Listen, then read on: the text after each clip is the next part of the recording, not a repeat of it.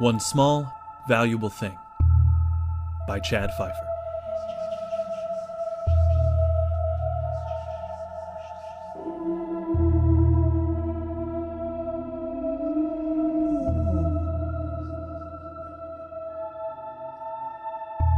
Part 1.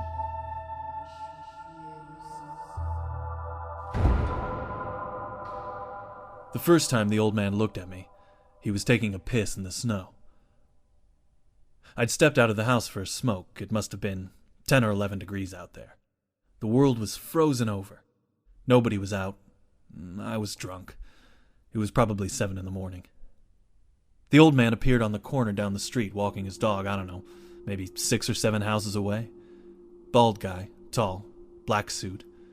The dog looked just like him, skinny, bony, all in black. Some kind of Doberman, I guess. I watched him cross from one corner to the next, slow but deliberate. The dog didn't seem to mind the pace. They stopped, and the dog sniffed around the bottom of a street sign while the man stared down at him. It looked peaceful. These two thin figures against the dead silent snow, like some kind of charcoal drawing. Then the dog lifted his leg and did his business. There you go, I thought. Sweet relief in the morning. Better than anything. As if he'd read my mind, the old man turned away from the dog, unzipped his pants, and started pissing in the snow himself, right out in the open, still holding the leash in one hand.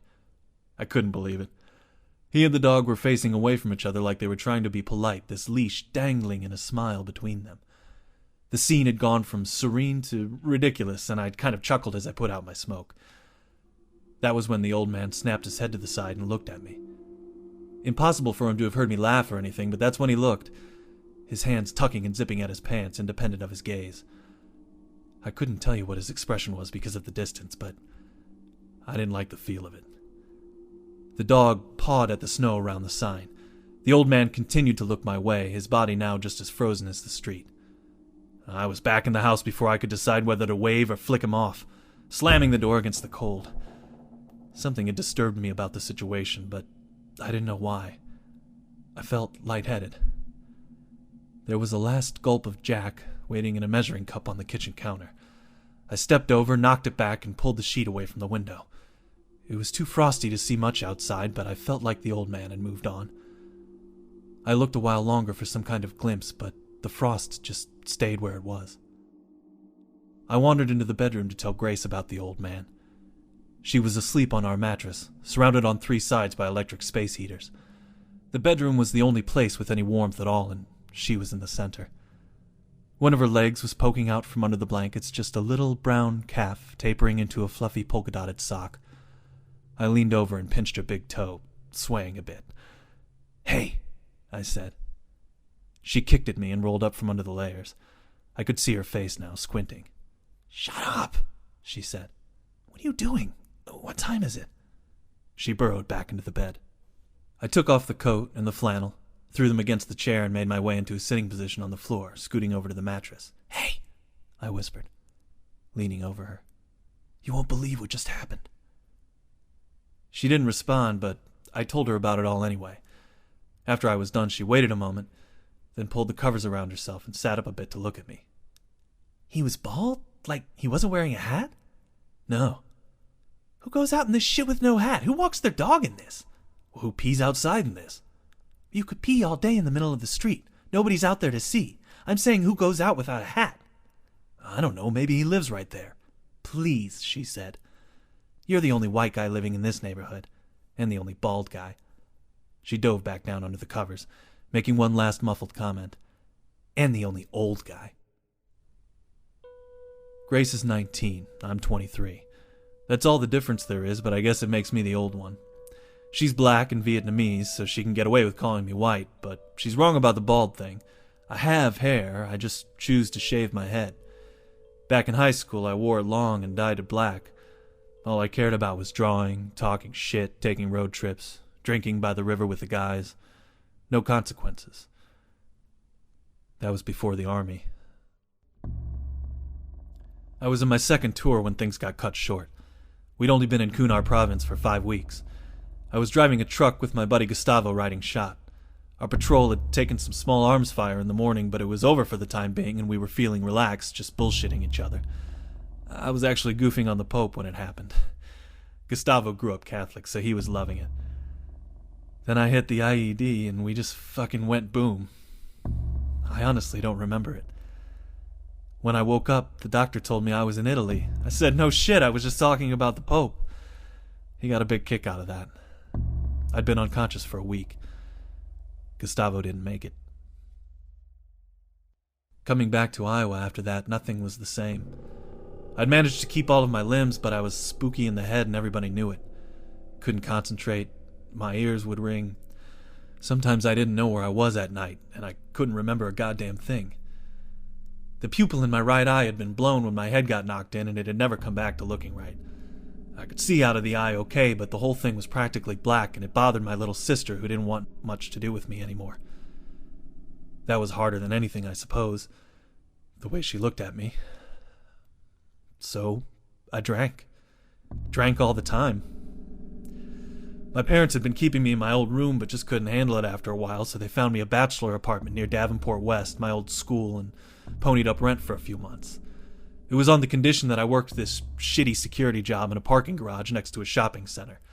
I tried to do it their way, but after a few shifts I said fuck it and never went back. I'm not lazy. I wasn't mad at my folks, and I wasn't trying to get back at anybody. Maybe I was just humiliated, I don't know. I met Grace right around that time, in the late summer, both of us trying to catch a ride home from a bar at 2 a.m. Nobody would take us anywhere, so we ended up walking together and then sitting on some swings in the park, just like we were kids. It was one of those golden moments I didn't think could ever happen again. 4 a.m, with the smell of grass in the air, staring at a girl's smile, laughing, bumping shoulders as we swung sideways and talked and swung sideways and talked. I mean, the girl was a drunk like me, it was obvious, but there was a light inside of her that warmed me right up. Something that made me feel like I should take a shot at life again. Like I could climb back into the driver's seat. Grace moved into the bachelor with me a few weeks later. She'd been living in her ex-stepmother's condo but had to get out. The woman kept taking on cats, and the whole place smelled like ammonia. On top of that, she had overheard the ex-step on the phone telling a man that if he brought over $50 and a bottle of something, she might have a girl for him. That was all it took. Grace punched the bitch in the stomach and hit the road.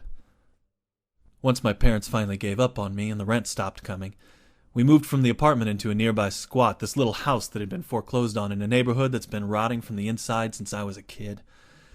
It was supposed to be temporary while we cleaned up and found jobs, but we were still drinking with every last cent I had in savings. We just couldn't get to bed at night, walking around the house, talking it all out, everything either of us had ever thought or experienced. When we could wake up in time, we'd get down to the library to use the computers and look for jobs, but we both knew we were dragging our asses. Then the winter came. We were lucky that the power still worked in the house. For some reason it had never been shut down. I'd taken the space heaters from my folks and we were getting by with them, but it was desperate, man. The cold was brutal. We knew we could lose the electric at any minute and freeze, or we could get thrown out by the cops and freeze. Either way, we had to do something, and soon. All of this was on my mind the morning I saw the old man. And when I saw him again the next day, a real bad idea started forming in my head. I'm no thief. Even when I've been the most down and out, I've never stolen to pay my way. It's just not fair, I don't think, taking other people's shit. Like, when I was a kid, I used to wear my Uncle Kip's dog tags. He'd given them to me after noticing all the tanks I was drawing on my grade school notebooks, all the guns I used to design in sloppy detail. I loved those dog tags.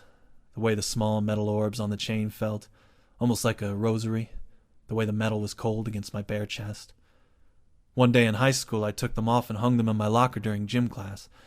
When I came back, the locker was kicked in and they were gone. I don't know who took them or why they would even want them, but I tried to beat the shit out of a Mexican kid in the next period just because he'd shrugged when I told him about it. He put me in a headlock and nearly choked me to death. That's what thieving does, man. It's bad business for everybody.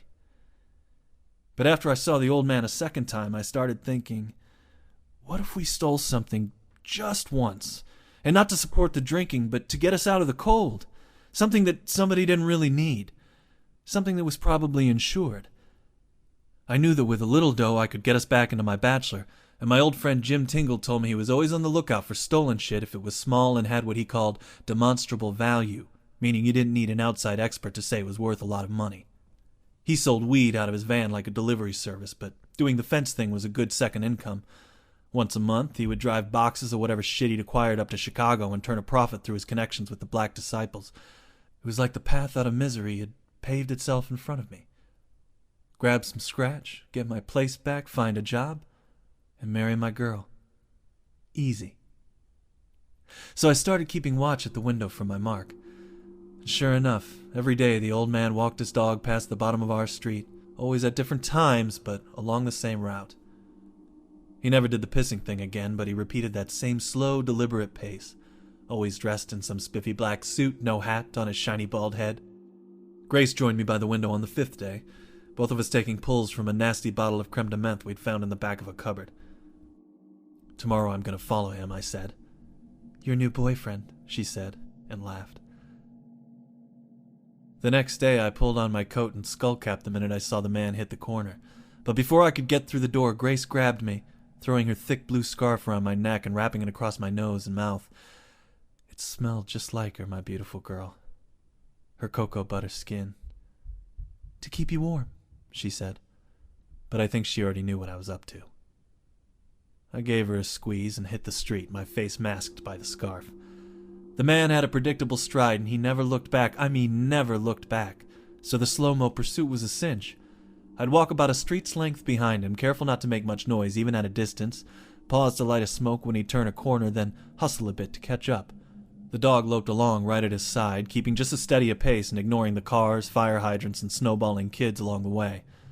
It was hypnotic how they moved together, all smooth, like they were on one of those conveyor belts that people ride at the airport, those flat escalator things. But the weirdness wasn't just in the style of the walk, it was in the goddamn length of the walk. That was the real surprise. I swear we were trudging through the freezing cold for almost 2 hours. 2 hours this crazy old man walked. We weaved through the ghetto neighborhoods around my squat, down through February Park, and then sliced back and forth through neighborhood after neighborhood, till we were miles away on the hills of McClellan Heights, where mansions looked down on the icy Mississippi. I was beat by the time we got there, but the old man pivoted into his driveway without a single sign of fatigue, even though he must have walked at least twice as far as me if he was all the damn way out in my neck of the woods. All I could think was, how much exercise does this fucking Doberman need? The house was a wide, 2-story joint with about 9 or 10 trees on the sprawling front lawn, all reaching up to the sky with arthritic, clutching branches. It was well kept, but gray and a little bland for such a ritzy place. No lights were on inside, no smoke was coming out of the chimney, and nobody seemed to be waiting for the codger in a window. As I continued to stroll by, head down, nonchalant, I imagined a family could make a great home there. But with the man slowly creeping up to the door, unlocking it and leading the dog inside without saying hello to anybody, it only seemed like some kind of sad museum. And museums are full of things with demonstrable value.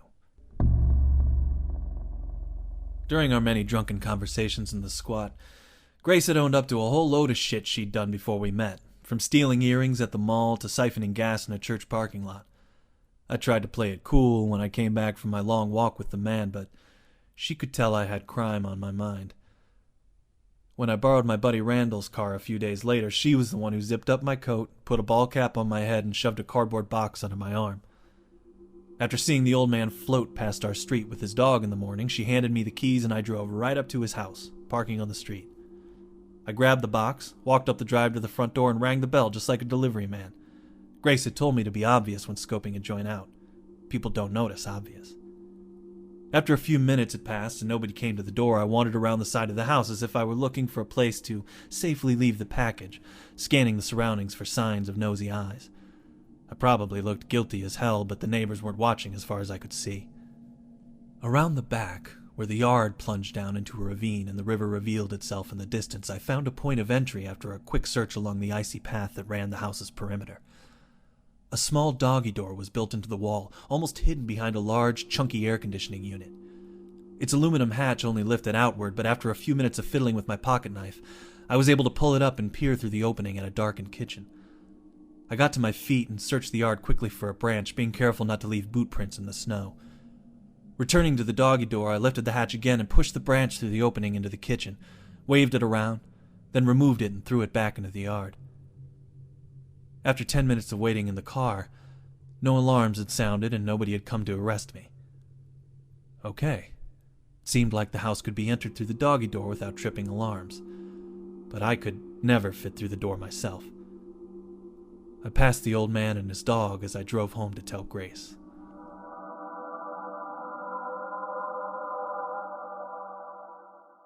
Our plan was pretty basic. Grace would squeeze through the doggy door, find one valuable thing for us to sell, and then slip out with it and drive home. On foot, I would follow the old man as he walked the dog so that we knew how much time she had. I spent some of our last money getting 2 disposable cell phones from Jim Tingle. I told him I'd be back soon with something to sell him if I was lucky. Randall lent me his car again, this time for a fictional doctor's appointment. The last time had been for groceries. Early the next morning, Grace drove off to park near the old man's neighborhood, and about 2 hours later I gave her the call. I see him. He just crossed the bottom of our street. You're good to go. About time, Grace's voice whispered over the phone. We better celebrate after this is all done. I promise, I said. She didn't sound nervous at all as she hung up. My girl. The man and dog walked the route for the next 20 minutes. I followed them at a distance, doing my usual stealth routine. The phone vibrated.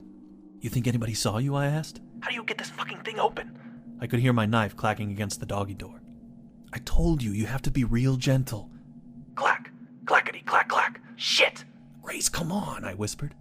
Just take it easy. Poke the point into the right side and lift. You can't use a lot of force. Shut up, you're making it harder. She hung up. An SUV blasting music rolled past the old man and the dog, but neither reacted, gliding along at their slow, steady pace. Another 15 minutes and the phone vibrated again. Okay, I'm in, Grace whispered, finally. This place is huge. I'm tracking mud everywhere. We'll throw the shoes out later. Just keep your gloves on and find something valuable. Start from upstairs, bedrooms and shit. It smells in here. It smells like something really spoiled. I could hear her coughing. Grace? It's okay, hold on. Click. She hung up again. I wished I'd gone to the bathroom before leaving. In all the excitement, I'd forgotten. It made the moments before the next call stretch on forever. I wondered if this was how the old man had felt the first day I noticed him, so uncomfortable that he was willing to risk his elderly dignity in exchange for relief. At last, another vibration from the phone. It's really dark. Use the light if you have to, but hurry. I wish you could see these paintings of people everywhere. They look really old, like from George Washington days. Probably worth a fortune. I don't think you can get those through the hatch, baby. Don't waste time. The dog was sniffing at a street sign and the old man stopped walking. I turned and wandered around the corner of an apartment building, keeping watch on the man out of the corner of my eye. The dog began to relieve itself, and I envied the little bastard. The bedrooms don't have shit, she whispered. I'm going to the room at the end of the hall. Hold on. A long pause. Quiet, white noise from the phone, then... Whoa, man, this place is weird. What do you mean? It's not a typical old guy's place. It's all black, and there are weird symbols all over the walls, like all over the place, even on the floor.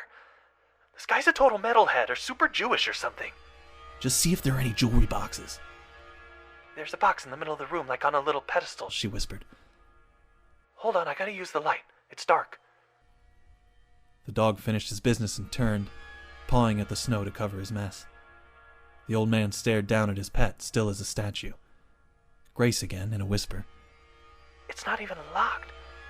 Big wooden box. I heard a heavy creak from the phone, then a sudden blast of air like she'd crossed through a wind tunnel. Clattering sounds. I could tell the phone had fallen to the floor and Grace's voice became distant. Holy shit, she said. What is it? Hey! She fumbled with the phone. Some kind of... I can't believe this. It's like a giant ruby or something. Or an emerald? I don't understand the color. It's like... Oh my god! Down the street, the old man suddenly snapped his head to the side. He seemed to be listening to the air, his entire body rigid and at attention. Just grab it and get out of there, I said. It's like it's glowing or something, Grace whispered. It's like there's something moving inside of it. Grace, seriously, just pinch it and let's go. What the fuck, man? Now she was frightened. It's like it's looking at me. I don't like this. I don't like this. What's looking at you? Grace. A meaty, crackling sound suddenly pierced the winter air.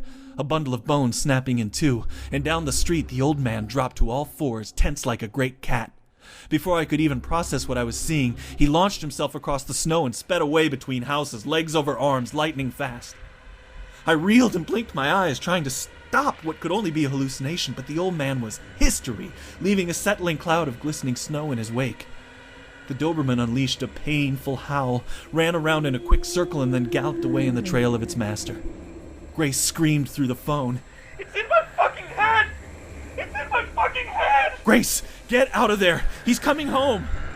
I broke into a run, shouting into the phone, "Get out of there now! Grace! Grace!" But the phone was already dead.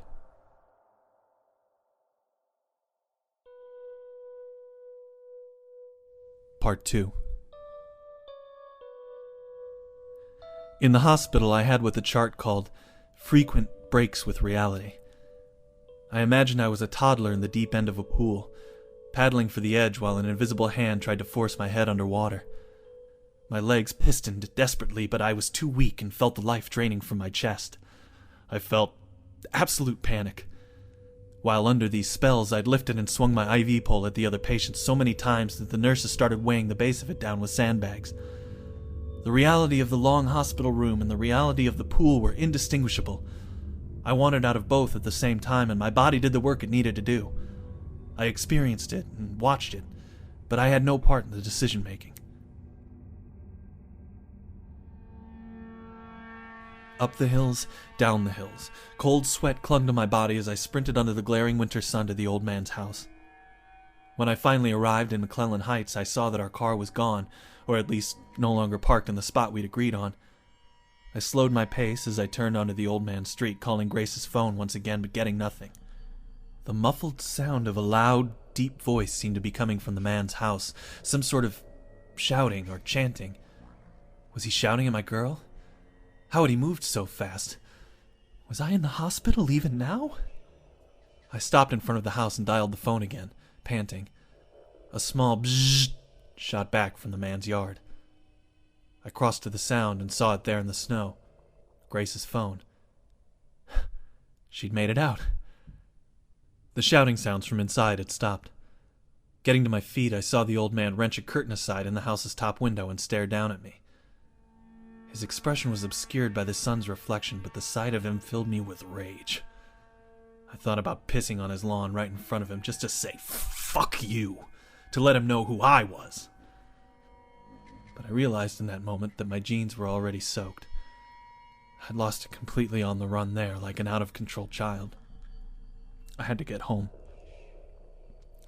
I vomited twice on the way back, nervous about Grace, sick with exertion, and sure that a squad car would be driving up at any moment to stop me. What seemed like 20 years later, I made it to our house. The car was parked on the street. Tears welled in my eyes as I jogged inside. "Grace?" No response. I hurried toward the bedroom. "Grace?" She was there, hanging by her scarf from the ceiling fan, the tips of her boots touching the floor and her knees bent, long black hair dangling from her head. A notebook was open on the ground, her limp arms extending toward it. Touching her, hoisting her up and brushing the hair back from her face, I knew she was dead. No amount of kissing, no amount of crying, no amount of denial would make it not true. Clutching her by the waist with one arm, I tried to untie the scarf, but it was too knotted up. And when I had to release her again to go at it with both hands, the way she swung lifelessly back into place made my heart plummet into my stomach. Once on the ground, I untied the other end from her tiny neck and pulled her to me. Guys in the service had killed themselves this way, tying their throats to bed frames and leaning forward to choke out. It took enormous force of will to make your body accept death. Grace's feet had been touching the floor. She could have stopped herself from dying, but she hadn't. I lifted the notebook. The writing was jagged and hasty, but it belonged to Grace. "I'm sorry. You won't understand why, but I can't be alive. I've seen what it will do. I love you, but I can't look at you again or you might know it too. The burning eye is in my head even now, like I'm sick with it. I hid the thing.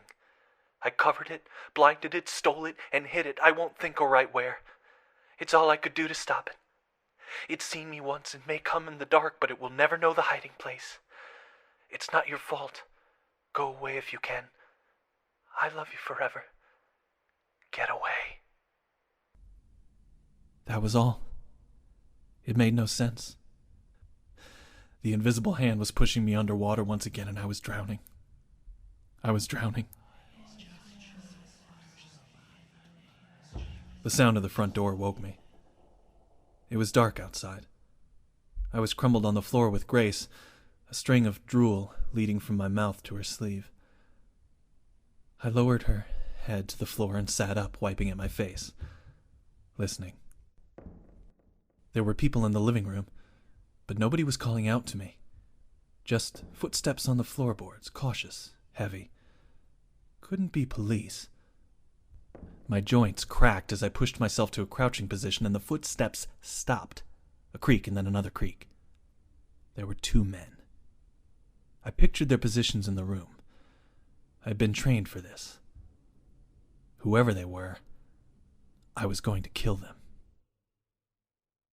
When the footsteps started again, I scrambled to the wall, unplugging all of the cords and powering down the blazing hot space heaters.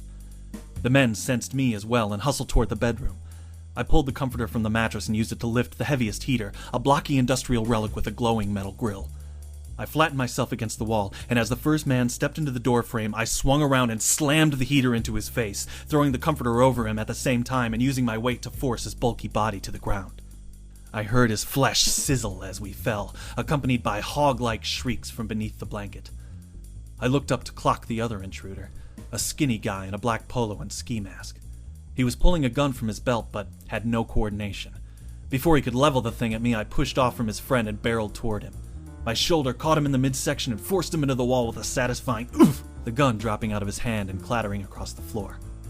His insect arms flailed as I grappled him, spinning him away from the wall and throwing him down. He fell flat on his back, and I pounded the side of my hand into his ear, seeing the other man continue to struggle under the blanket in my periphery. With both men down, I took a chance to roll across the floor and grab the handgun, a 1911 with a well-worn grip. But the thin man wasn't staying put. He leapt onto my back and wrapped his hands around my face, trying to get his bony fingers into my eyes. He was strong for a skinny guy, but had no close-quarter smarts, and in seconds I had him on his back again, pushing my forearm into his throat to hold him down. With my gun hand, I pulled his ski mask away and screamed into his face. But my voice stopped short when his features became clear. The man had no nose. A cheek was missing, revealing only bony teeth, and a tongue rolling around like a burrowing worm. The skin around his eyes was jagged and worn away, and the eyeballs flashed back and forth in a revolting panic. Fear overcame me like electric shocks against the skin, involuntary panic in the face of disfigurement. It wasn't human. The sound of a breaking window stunned me back to life, and I saw that the big man was gone. The thing beneath me wailed, choking. The sound of it was infuriating. I looked down into its glistening, sick eyes and felt no pity.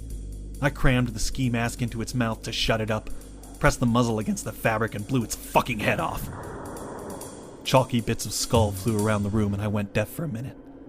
Didn't matter. I ran to the bedroom. The window was broken out.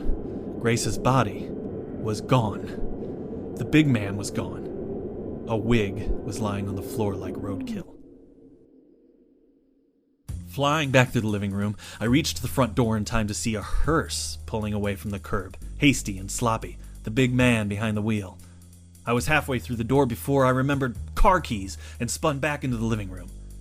As I ripped through Grace's purse to find what I needed, I saw the body of the skinny man still rolling and crawling around on the floor, headless, but alive.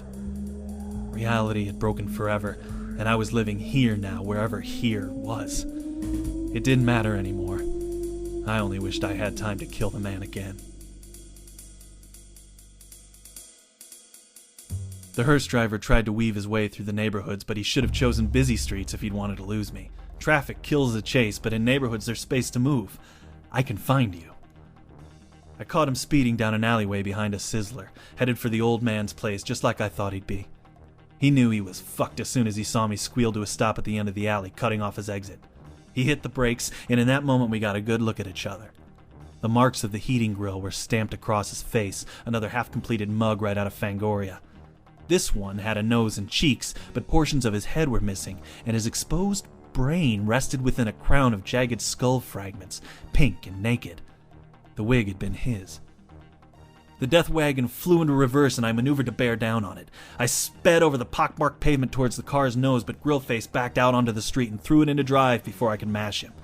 Punching the gas, I managed to clip his rear bumper and the hearse fishtail on the slushy road, now pointing at the Sizzler parking lot. Grillface hopped the curb and flew through the lot, almost hitting an old lady and sending 2 teenage girls diving into the bushes. I skidded out, punched the gas again, and popped over the curb, racing off after the long black cars that blasted onto the restaurant-lined avenue. It was the fastest goddamn funeral procession in history. Once on the open road, I hauled ass to his taillights, then swung into the left lane and sped up before Grillface could block me. I wanted to point my gun at the motherfucker's head, but as soon as I pulled alongside of him, I saw that he had the same idea, the muzzle of a sawed-off shotgun resting in the crook of his arm, pointing through the driver's open window.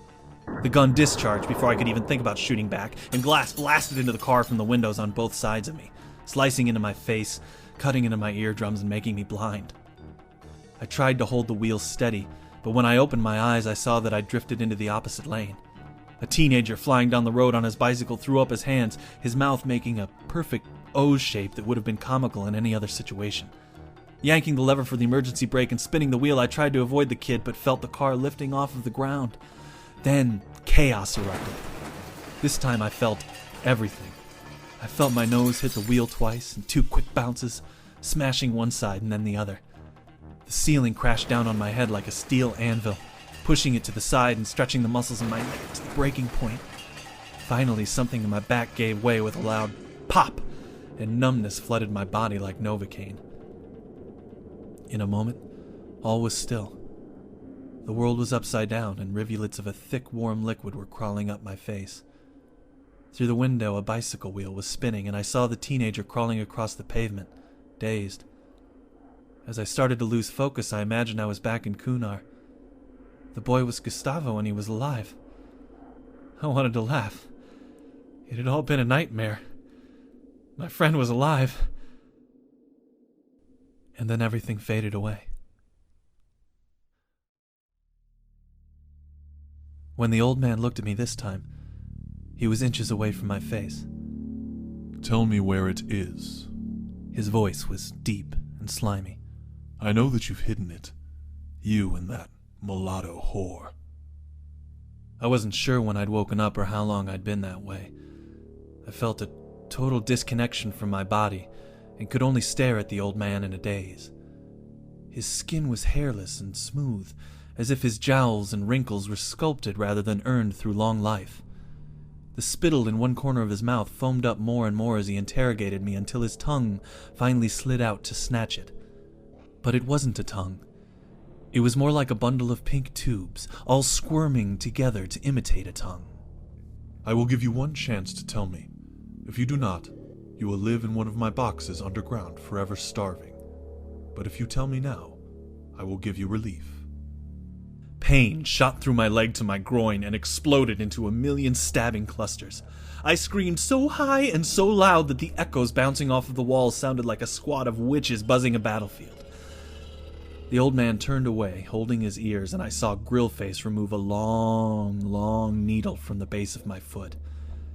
His exposed brain was covered by a black stocking cap. Suddenly, everything was sharp again. I was naked, strapped to a table in a small antiseptic room, the walls a thick white marble, some kind of furnace in the corner. The old man spoke to me, the spoiled air in his mouth spilling out like oil. All I have to do is say the words and you'll be free. Tell me, where is it? I don't know. My voice was hoarse, strange. He closed his mouth and stepped back, his expression blank. Put him in the box and I'll call up the girl. They worked together to undo the straps, and Grillface lifted me into his arms. I ordered my body to attack him, but it only trembled, seized by the paralysis of a nightmare. He shook his head at me and stepped toward the room's large industrial door, throwing me over his shoulder so he could work the handle. None of my insides felt right. I was a ghost in a human suit. He opened the door and I managed to lift my head a bit, just enough to glimpse the old man pick up a rusty Folgers can and pour what looked like ashes onto the table. The door slammed shut. Now we were in a cellar, probably below the old man's house. It reeked of death, a smell of rot that was almost physical. The old man's voice erupted into chants behind the closed door, stifled but audible. I felt myself being carried across the room, and then the world rolled over as I was dumped into a box. It was a tight space, made of aluminum, probably a modified deep freeze. My body was folded in half, ass down, legs up, my knees facing my eyes and my busted-up arms folded in between. Grillface turned away for a moment and then turned back with a padlock in his hand, looking down at me. He paused as he reached up to close the lid, staring down with an almost human expression. Was it pity? That was when I heard the scream, muffled from behind the door of the old man's torture room, but unmistakable. It was Grace. A sudden burst of strength filled my body and I clenched all of my broken muscles, lunging up and reaching for Grillface's stocking cap. I clawed my hand over it and got a tight hold on the jagged skull beneath. He slapped at my arm with his hands and squealed, taken completely by surprise. I wouldn't let go, and the grip gave me enough leverage to shake the freezer back and forth. Between my exertions and his struggles to get free, the box finally capsized, falling to the side and bringing the man down with it. I let go of his skull and forced myself out of the box, stumbling like I was drunk as I climbed to my feet. Grillface stumbled as well, but was quick to come after me. I fell back against a wall as he approached and did my best to put up my guard. He stopped in his tracks and looked at me, tilting his head to the side. Then he sidled over to an open cabinet, keeping his eyes on me as he removed his sawed-off shotgun. He'd finally decided I was a threat. He pointed the gun at me and I pushed myself off of the wall, gathering strength as I moved toward him. The air ripped into pieces with the sound of the gun's discharge, and a heavy force punched me in the side, shocking me with intense pain and flipping me to the ground. I looked down to see a frayed hole in the side of my stomach. Grillface stepped over to me and looked down again, this time empty of any pity. He pointed the gun at my head. The door to the torture room swung open. What is all of this? Grillface turned his head, and I heard Grace whimpering in the background. Drawing on everything I had, I raised my legs and wrapped them around the motherfucker's calves, rolling to the side and breaking his balance. He tipped like a tree and hit the stone floor hard, his grip loosening on the gun. The old man stepped back, pointing his arm at me and spewing gibberish. Ogthrod, I Eve, Gebel. But it was too late for him. I'd wrestled the shotgun away. Another ear-piercing blast and the old man's head was gone. His body stumbled back, spasming, and fell against the wall. I flipped the gun around in my hands, the muzzle burning my skin, and started working on Grillface with the butt. His body continued to fight, but I pounded his head to jelly, and after a minute or two I was able to stand and get away from him. In the room, Grace was strapped to the table, naked. I did away with the straps as fast as I could and took her into my arms. She was weak and unable to move, only staring up into my face with an expression of crazy disbelief. My girl. I moved as fast as I could through the cellar. Grillface's body twitched on the floor like a half-crushed scorpion, and against the wall something was emerging from the neck of the spasming old man, a thick, fleshy tube that tapered into a pinkish-red point. I turned my face away and focused on escape. Up the stairs, through a hallway, more stairs, then into the old man's house. I eased Grace onto her weak legs and wrapped us in dusty red blankets draped over a sofa. We're gonna make it, Grace. We're gonna get out of here. It doesn't matter, she said to me. Her voice was spacey and distant. We're all going to die. I pulled her close to me and placed a hand over the gaping wound in my stomach. The wound that hadn't killed me or kept me from moving, just like the broken back hadn't stopped me. The broken back that had disappeared. We're already dead, I whispered to her. Let's get a drink. As we fumbled out into the frozen night, I noticed the Doberman watching us from the house's top window. We would be hunted, but I didn't care. At that moment, we had each other once again, and that was enough.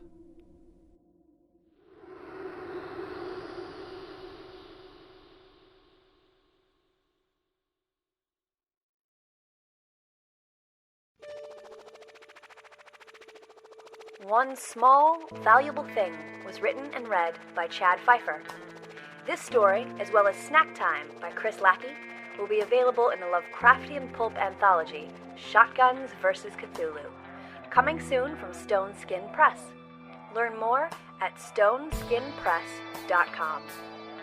Music for this reading was provided by The Human Aftertaste from their album, Pikmin's Song. Production and additional scoring by Chad Fifer. One Small, Valuable Thing has been brought to you by the H.P. Lovecraft Literary Podcast at hppodcraft.com. That's what I'm just laughing because the cat's fucking freaking out in the background.